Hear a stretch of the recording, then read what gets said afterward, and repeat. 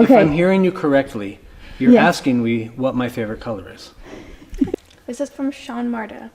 What CrossFit exercise challenges you the most? The CrossFit exercise that challenges me the most, I would say, would be the thruster. And it's a frustrating movement for me because with just a little bit of a weight jump makes a huge difference for me.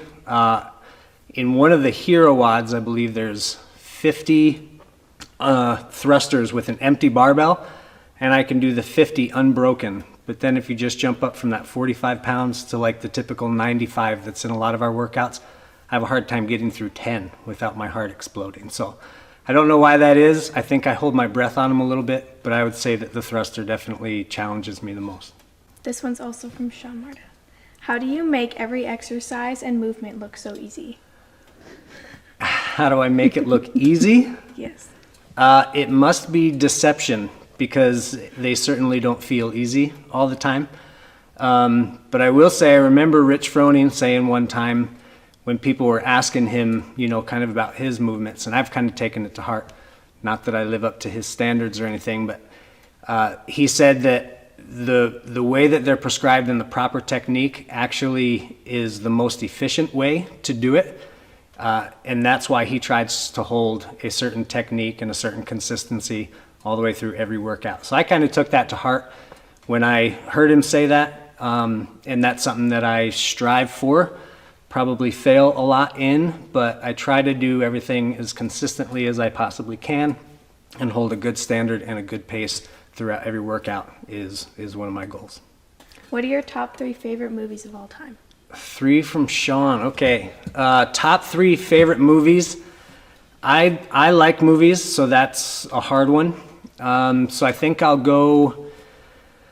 kind of go genre here to break it up a little bit.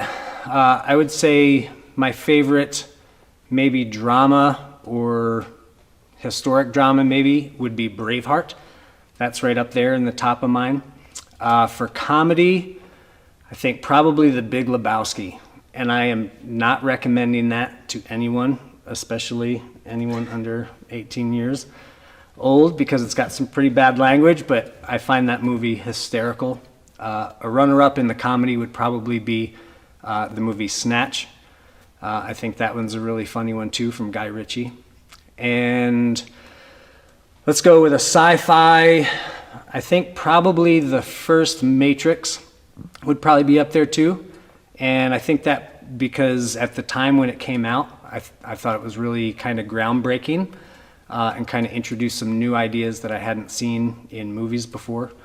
And then I also think there's just a lot of things in there that you can talk about, different principles or values. You can kind of dissect it and use it as a little bit of a conversation piece, and not just see it as entertainment. Okay. You didn't do like a romantic... I didn't do a romantic. If I was going to do a romantic one, it would probably be shared with the comedy one.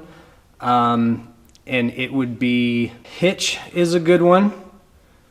And then what's the one with Ryan Reynolds and Sandra Bullock? The Proposal? The Proposal. Yes. Yes, The Proposal would probably edge out Hitch a little bit, but I do enjoy both of those movies. Speaking of proposal, Aubrey Horde asked, how did you propose to Christy Butler? That was a perfect segue. I know. I like it, Aubrey. All right, well, proposing to Christy. At the time we were dating, she is originally from Minnesota, and I'm from New York. But her parents had a lake house all the way up on Lake of the Woods, which is right on the Canadian-U.S. border. And we went up there kind of as a vacation with her parents, and we're going ice fishing and stuff like that during the days. But one morning, I told Christy that I wasn't going to go out, in the morning with her parents. We were going to sleep in a little bit. But her parents got up and went out ice fishing really early. So I went over and knocked, and I woke her up. And we went up, and there was a loft with some big windows kind of looking out over the lake, which the lake looks like an ocean. It's huge. And I woke her up so that we could watch the sunrise up over the lake. And I went into some really cheesy stuff about the sunrise and new beginnings and stuff like that. But right before I was able to launch into anything, Christy asked me, "Why are you shaking?" You know, so I was like shaking and really nervous.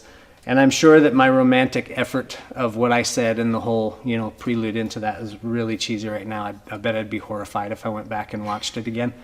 But yeah, I proposed to her looking out over the Lake of the Woods up in Minnesota at sunrise. How did you end up in Spearfish then, as an additional question? Right after we got married, we kind of knew that we wanted two things. One, she wanted to go back to school, finish her last 2 years of education degree. And then the second thing is we knew that we didn't want to start the first couple years in either one of our hometowns. So we kind of wanted to, you know, we love our families, but we kind of wanted to get away from the families a little bit and kind of start our own life and own traditions without being kind of inside of that nest of expectations and input and stuff like that. So we kind of searched and she put in applications to different universities around the country. And every time that one would get back to her, we would kind of take a couple days apart from it, think about it, pray about it, and then come back together and say, well, what did you feel? Is that the one we're supposed to go to? And we went through several like that, and we're kind of, you know, just kind of didn't really feel like that's where we were supposed to go. And then it was actually after a lot of them came back that we found this flyer again for Black Hills State University.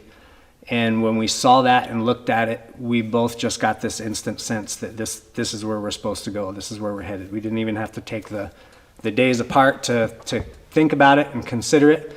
And we just knew that this was the right move. Both of us had the same piece about it. So we decided to come out here so she could finish 2 years of schooling at BH, and then we were going to move on. And that was about 17 years ago.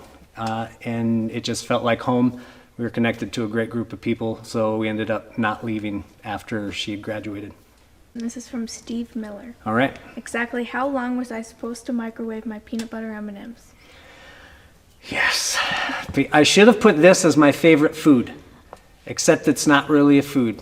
But peanut butter M&Ms are definitely, yeah, that's where it's at if you need to do any emotional eating or reward yourself. So until we all get back to the gym after the quarantine here, I would avoid even trying it, because if you try it for the first time and you don't have any equipment at home to keep working out, it's pretty much over for you. But as far as how long to put them in, yeah, that you can't just eat them plain. You put them in a small little coffee cup or a teacup. You put a handful in there and throw it in for 30 seconds in the microwave.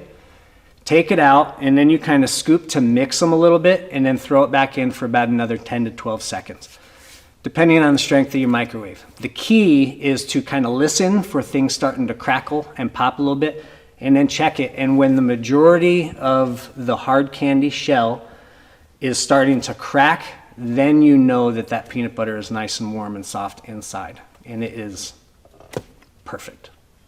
Go get it, Steve. You're welcome.